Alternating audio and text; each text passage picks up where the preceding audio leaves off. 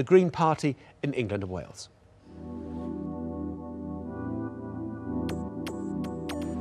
Caroline Lucas is the leader of the Green Party of England and Wales.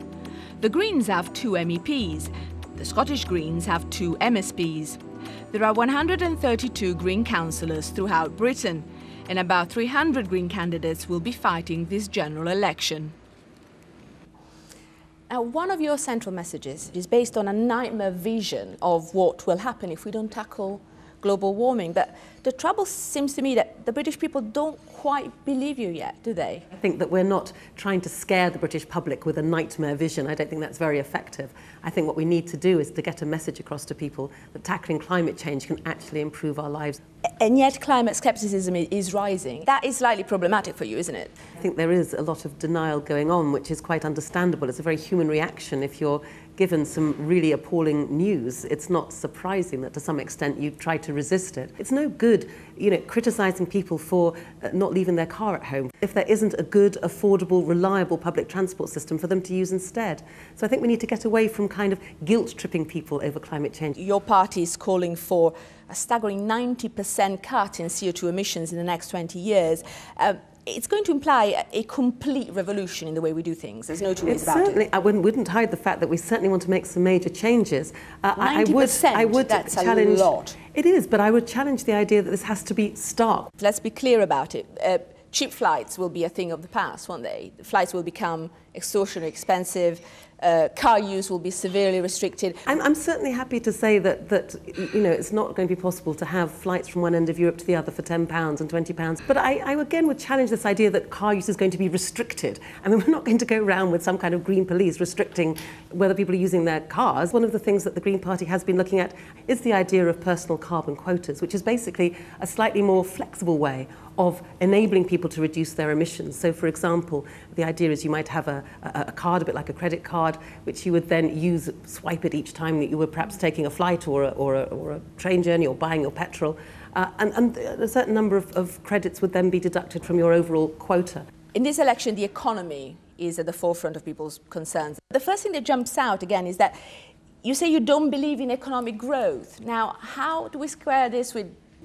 We don't believe in economic growth. It's not a matter of faith. What we're saying is that on a planet of finite resources, if you think that you're going to be able to basically go on growing through more and more production and consumption forever, then it doesn't add up. So yes, there's going to be a big change around that. And yes, I think we do need to shift away from an expectation that our well-being is dependent on having more and more stuff. More and more people are recognising that actually more and more stuff, more and more consumer durables, once you've got a certain number, doesn't necessarily make you any happier.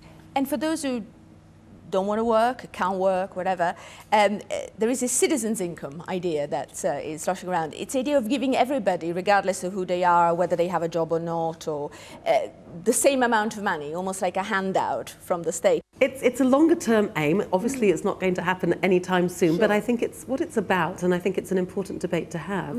If you could introduce basically a non-means-tested allocation to everybody, it would give people a floor, if you like, a basic income, which would give them much more flexibility to take part-time work, to do voluntary work, to do caring work. But wouldn't that discourage people from working completely altogether? No, I don't think it would, and there's a lot of work that some of the other parties have been doing as well looking at this issue, so it's not just something that the Greens have dreamt up. Now, some of these policies will sound quite radical to a few of our viewers, but there is one particular policy that I'm sure will be seen as extreme by some, and is the idea of drugs liberalisation, for instance, which is a long-held tenet of... It's not, we wouldn't call it drugs liberalisation, actually. We would not call it that. It's about drugs regulation, and we want to protect people from drugs. But we think that a more effective way of doing it may well be through decriminalising drugs, rather than having the criminal economy, which drives it underground, which makes it more difficult to control, which means that the substances are more likely to be contaminated, and which really drives a massive criminal element as well.